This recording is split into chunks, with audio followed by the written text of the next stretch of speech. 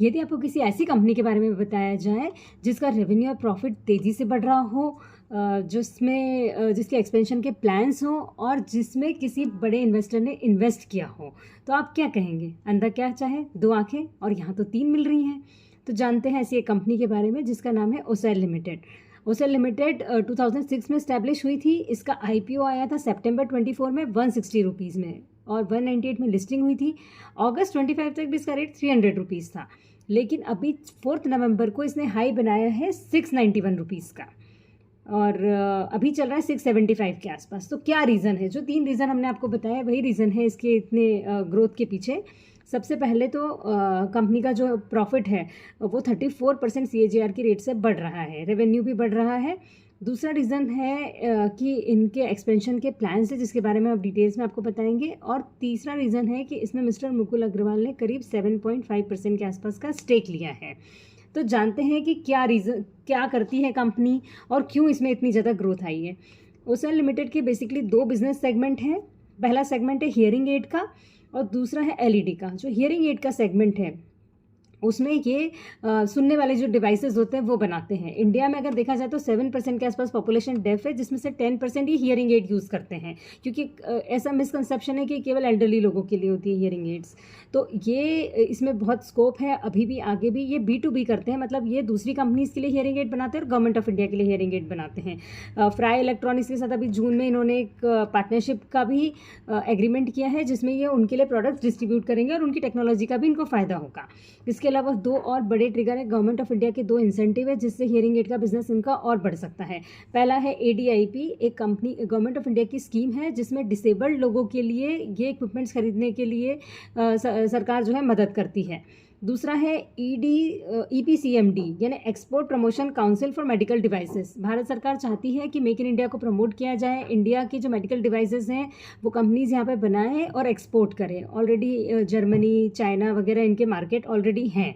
तो ये 2 गवर्नमेंट की स्कीम से भी इस कंपनी को बूस्ट मिल सकता है हियरिंग एड में, और ऑलरेडी भी इसका मार्केट अभी अनटैप्ड है। यहाँ से करीब 35% रेवेन्यू आता है कंपनी को।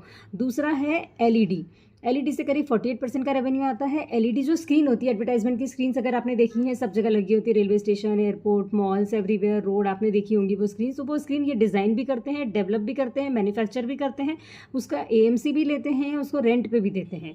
और इस बिज़नेस में इनके ये एंड टू एंड सॉल्यूशन देते हैं पूरा शुरू से, और कस्टमाइज भी बना के देते हैं ये एलईडी स्क्रीन्स।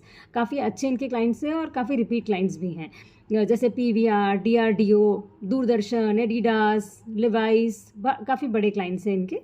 इस बिज़नेस से जैसे कि आपको पता है 48% के आसपास रेवेन्यू, और इनका टारगेट ये है कि बाकी जो बिज़नेस है उनको इतना बढ़ाया जाए कि ये रेवेन्यू 30% ही रह जाए, मतलब बाकी बिज़नेस में इतना ग्रोथ किया जाए। तीसरा और नया सेगमेंट जो है वो मोबाइल फ़ोन का है। फिलिप्स जो है अपने स्मार्टफोन्स और फीचर फोन्स लेके आ रहा है, तो उसका एक्सक्लूसिव राइट्स, फ़ोन और टैबलेट का एक्सक्लूसिव राइट ओसेल लिमिटेड को मिला है। और फिलिप्स का टारगेट है कि वो फर्स्ट फेज़ में फ़ीचर फ़ोन लेकर आएंगे और उसके बाद स्मार्टफोन लेकर आएंगे। और फीचर फोन्स का 10,000 करोड़ का रेवेन्यू, एनुअल रेवेन्यू ले जाने का उनका टारगेट है, और स्मार्टफोन का 4 लाख करोड़ के आसपास का उनका टारगेट है। मतलब काफ़ी बड़े रेवेन्यू टारगेट्स हैं। और आप समझ सकते हैं कि इस कंपनी को के लिए ये जो चीज़ें, अगर 2 चीज़ें हैं, एक तो ये कि ये इसको अच्छे से एग्जीक्यूट कर लें फिलिप्स के लिए सेटिस्फैक्ट्री, और दूसरा फिलिप्स की जो स्मार्टफोन है अगर वो सक्सेसफुल हो जाते हैं इंडियन मार्केट में, तो इस कंपनी के लिए एक गेम चेंजर हो सकता है, क्योंकि एक बहुत नया एवेन्यू है और इनको बहुत अच्छा ये अपॉर्चुनिटी मिला है। अच्छे से एग्जीक्यूट कर सकते हैं तो ये कंपनी काफ़ी आगे जा सकती है।